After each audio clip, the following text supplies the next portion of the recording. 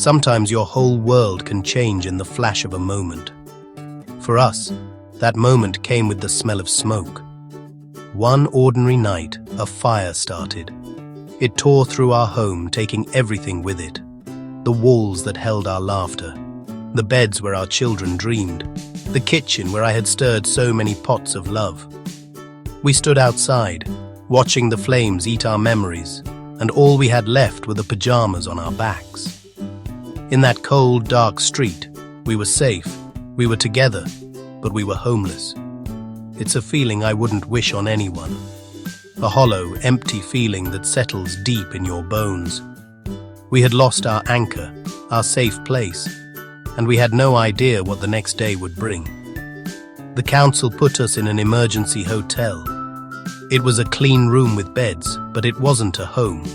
There was no kitchen, no cooker, no microwave, just a kettle. For days, our meals were made of things that didn't need cooking.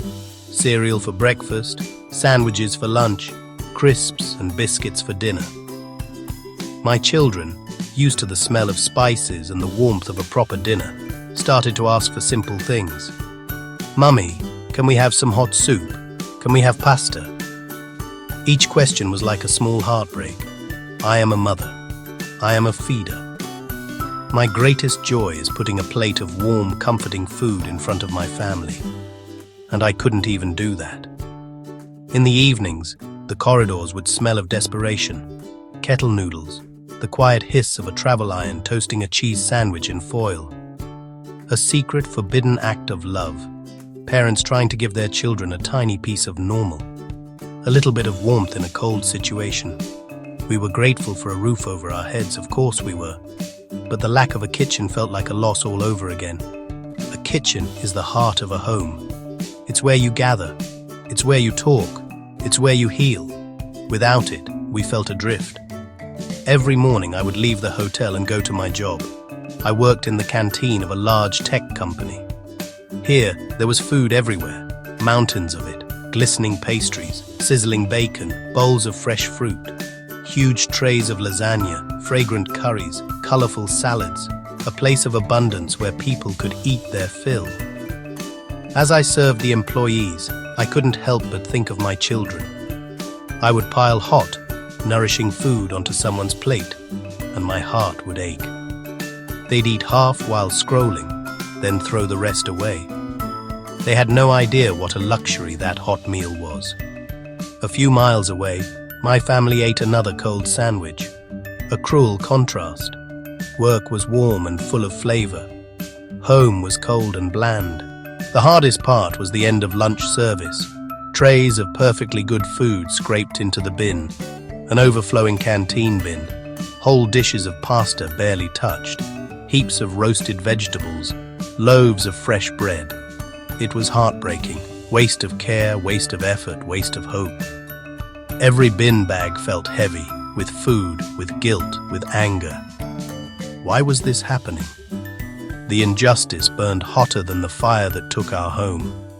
I couldn't get the image of the wasted food out of my head.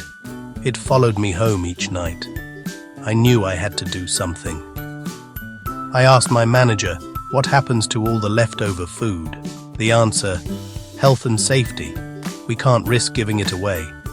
They were worried about being sued. I used the hotel Wi-Fi to research laws and charities. I read about the Good Samaritan Act.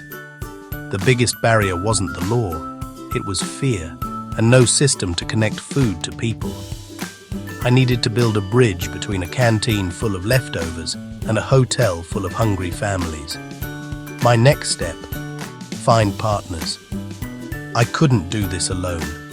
I contacted the council and environmental health officers, showed my research, spoke to a local charity. Cautious at first, then they listened. We built a small team. We figured out a safe process. Chill properly, seal, transport in insulated bags, deliver the same evening. Our trial run arrived, and it was a delivery of hope. That small idea, born from a fire and a mother's frustration, grew into something wonderful. We gave it a name, Fed&Found CLG.